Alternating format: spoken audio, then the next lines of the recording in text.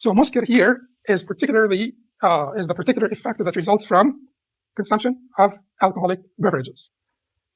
That's not an agreement. That's not a matter of consensus. People disagreed. I told you the disagreement, but I told you my position as well. So من شرب مسكرا قل أو كثر, whether a small or large amount. Why is he saying this?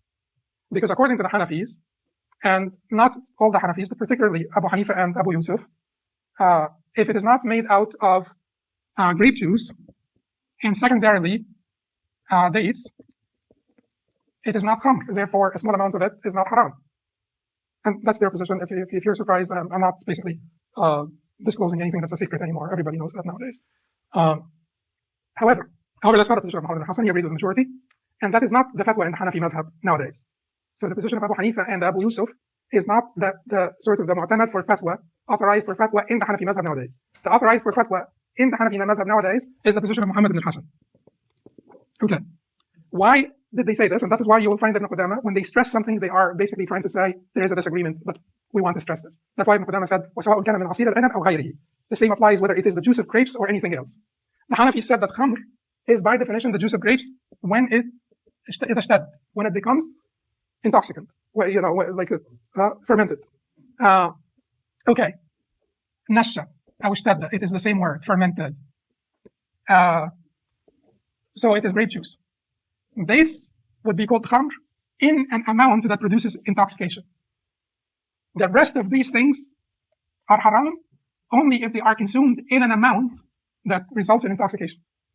That is why you find scholars nowadays, that's why you find the professors of fiqh nowadays in different universities, different they bring up that Hanafi position to say that a little bit of beer is okay, a little bit of champagne is okay, and all of this stuff. But that is not the position, that is not the authorized position for fatwa in the Hanafi madhab, which is the position of Muhammad ibn Hassan. That is an agreement with the position of the Jumhur. That is based on the Prophet ﷺ saying, كُلُّ مُسْكِرٍ خَمْرٍ وَكُلُّ مُسْكِرٍ حَرَامٍ. Every intoxicant is khamr, and every intoxicant is haram. That is based on the Prophet's statement, مَا أَسْكَرَ كَثِيرُهُ أَوْ مَا أَسْكَرَ الْفَرْقُ مِنْهُ كَمِنْ الْكَفِّ مِنْهُ حَرَامٍ. Whatever intoxicates in large amounts, then any amount of it is haram. And this, certainly, there are multiple proofs. Now, also in defense of Imam Hanifa, he has answers, and they are inferior in our assessment to the position of the Jumhur or to the evidence of the Jumhur. But Imam Hanifa is Imam Hanifa, and Imam Abu Yusuf is Imam Abu Yusuf. And it was not only them, but it was the Kufiyin also. So it is the Kufiyin in general, not just Imam Hanifa and Imam Abu Yusuf. They have answers. They have also reports from the Prophet ﷺ where he said, al-khamr min hatayn shajaratayn, al-karma wa al-nakhla. So khamr is whatever comes from these two trees, the grapes and dates. But the amount of evidence that we have, so the textual proofs that we have that I just mentioned, and the rational proof, which is that, at the end of the day, these are alcoholic beverages, and at the end of the day, they cause the same effect. And the fact that they come from this or that should not be consequential. So the position of the majority is, to me, clearly superior, decisively superior. But that's why Imam Qudama mentions these things. He says, whether it's small or large in amount, and he goes back and says, the same applies whether it is the juice of grapes or anything else, to point out the presence of disagreement. However, that disagreement was rarely a practical disagreement. You don't find Hanafis throughout the ages drinking beer or champagne or anything, because they have moved on, they have authorized the position of Muhammad ibn Hassan. Their fatwas are based on the position of Muhammad ibn Hassan, so this is almost a historical disagreement. That should not be revived. But